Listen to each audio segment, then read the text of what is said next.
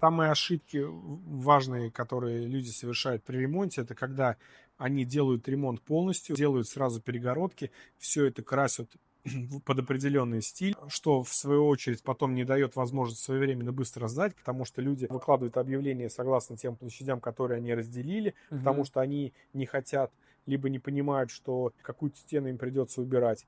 И в этом моменте они как бы теряют деньги, думая о том, что, сделав ремонт, они типа ликвидность помещения увеличивают. По факту это может затянуть